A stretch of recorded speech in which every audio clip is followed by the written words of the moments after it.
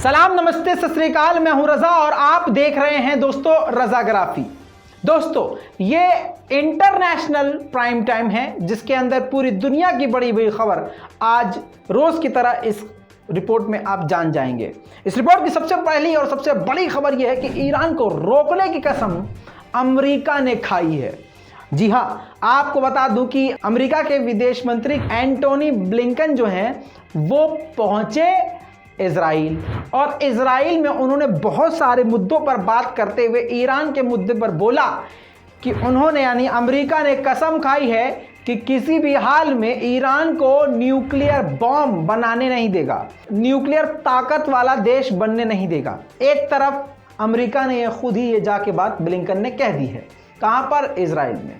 दूसरी तरफ इजराइल के फॉरेन मिनिस्टर ने कहा है कि ईरान हमारे लिए खतरा है क्योंकि ईरान हमें खत्म करना चाहता है, जो कि हम कभी नहीं होने देंगे। हम अपनी रक्षा के लिए किसी भी हद तक जा सकते हैं। दबे अल्फाजों में ईरान को धमकी। दूसरी तरफ यही ब्लिंकन यानी अमेरिका के विदेश मंत्री इजराइल से निकलकर फिलिस्तीन पहुंच गए, फिलिस्तीन के प्रेसिडेंट महमूद अब्बास से मिले और कई सारे मुद्दों पर बात करी। इस बीच में आपको बता दूं कि महमूद अब्बास ने अमेरिका को मुंह पर ही जलील किया। यूक्रेन का जब नाम आया, यूक्रेन का मुद्दा जब उठा, तो आपको बता दूं कि फिलिस्तीन के राष्ट्रपति ने कहा कि दुनिया दोगला रूप दिखा रही है। यूक्रेन के मामले में सभी सर पीट रहे हैं और छाती पीट रहे हैं, लेकिन फिलिस्तीन के मामले पर सारी दुनिया खामोश है। दूसरी तरफ आपको एक बड़ी बात बता दूं, हंसने वाली। पीएम बेनेट ने एक बयान में कहा कि हम रमज़ान में, मतलब आने वाले हैं रमज़ान, तो हम पूरी कोशिश कर रहे हैं कि रमज़ान में पूरी तैयारी करें और मुसलमानों को यानी फ़िलिस्तीनियों को कोई दिक्कत ना हो, इस पर पूरा हम जोर दे रहे हैं। थोड़ा सा बयान सुन लीजिए। The end of the week, the holy month of Ramadan will begin, and our government is working very hard to improve the lives of the Palestinians in the West Bank and in Gaza. इतना ही नहीं दोस्तों, उन लोगों को शर्म आनी चाहिए, ये मैं अपनी तरफ से बता रहा हूं आपको, जो आज भी फिलिस्तीनियों के खिलाफ हैं, इजराइल के सपोर्ट में हैं और इजराइल के खिलाफ कुछ बोलते नहीं हैं। अरे इंग्लैंड से ही सीख लो। इंग्लैंड के एक स्टोर के मालिक ने सारे ही प्रोडक्ट पर बायकॉट इजराइल लिख दिया है। जी हां, आपकी स्क्रीन पर देख लीजिए, बायकॉट इजराइल और सपोर्ट फिलिस्तीन के लिए बैनर लगाए जा चुके हैं। आपको पता होना चाहिए कि आज भी फिलिस्तीनियों पर जुल्म जारी है। अब दोस्तों, नेतन्याहू आपको अच्छे से याद होंगे।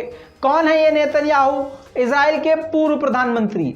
इन्होंने बाइडेन को लताड़ लगाई है और कहा है कि ईरान जो है, जो न्यूक्लियर डील कंप्लीट करने वाला है, इसमें सबसे बड़ी हार अमेरिका की है और इजराइल के लिए ये बड़ा खतरा है। आपको दोस्तों अगली बड़ी खबर बता दूं कि जर्मन को आप जानते होंगे, जर्मनी को, और इजराइल के डिफेंस सिस्टम आयरन डोम को भी आप जानते होंगे।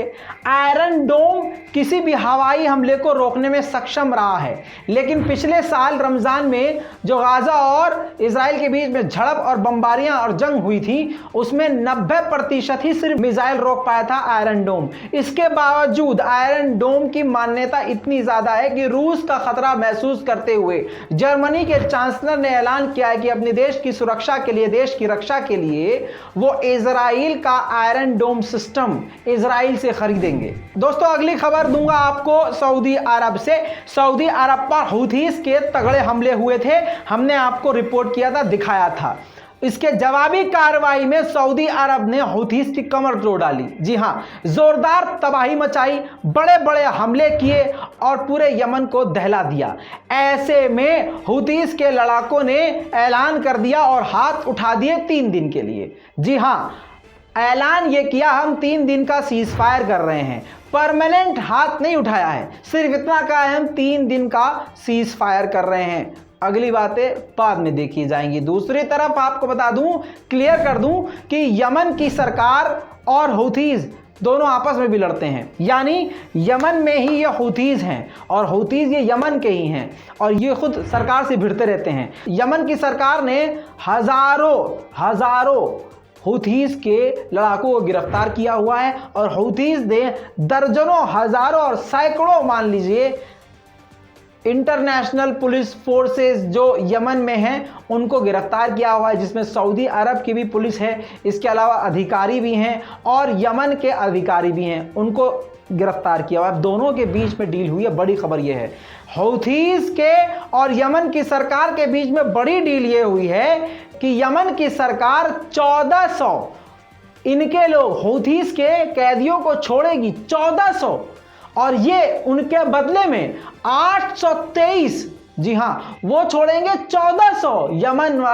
यमन की सरकार 1400 हूथीज को छोड़ेंगे और उन 1400 के बदले में ये सिर्फ 824 या 23 यमन के अधिकारियों को, जिसमें सऊदी अरब की सरकार के भी लोग हैं, सऊदी अरब की मिलिट्री भी है, इधर उधर के पुलिस वाले और दूसरे देशों की सेना भी शामिल है, उनको छोड़ेगी। दोस्तों, बड़ी जानकारी आपको यह बता दूं कि हूथीज ने यमन के प्रेसिडेंट के भाई को भी गिरफ्तार किया हुआ है, कैदी बनाया हुआ है। इसके अलावा पुराने डिफेंस मिनिस्टर को भी गिरफ्तार किया हुआ है और हूथीज के 15,000 लड़ाके लोग यमन की सरकार के कैद में हैं। लेकिन यह सौदा हूथीज को सस्ता, यमन की सरकार को महंगा पड़ रहा है। खैर, वक्त है अब अगली खबर का। दोस्तों, अगली खबर आपको इराक से बताऊंगा। इराक की सरकार ने ऐलान किया है कि वो 11 फुट ऊंची दीवार और 600 किलोमीटर लंबी दीवार इराक से लेकर सीरिया तक बनाएंगे ताकि आईएसआईएस के यानी दाइश के आतंकवादी इराक में घुसपैठ न कर सके। दोस्तों, अगली बड़ी खबर यह है, एक तरफ यूक्रेन और रूस का मामला चल रहा है, दूसरी तरफ फिलीपीन और यूएस ने मिलकर पिछले 7 सालों की सबसे बड़ी मिलिट्री ड्रिल शुरू कर दी है, जिसके अंदर 8,900 सैनिक शामिल होंगे, जिसके अंदर फाइटर जेट, युद्धपोत, सभी हथियारों का और लड़ाकू विमानों और लड़ाकू व्हीकल का इस्तेमाल किया जाएगा।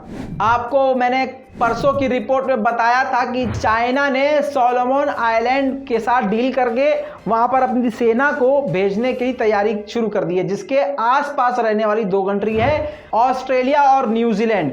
अब इन दोनों को काफी खतरा बढ़ गया चीन से, तो न्यूजीलैंड की प्रधानमंत्री ने बड़ी बात कही है कि भाई ये एक्सेप्टेबल नहीं है, हमारे आसपास चीन के सैनिकों का मौजूद होना ये ठीक नहीं है और ये हम एक्सेप्ट नहीं करेंगे।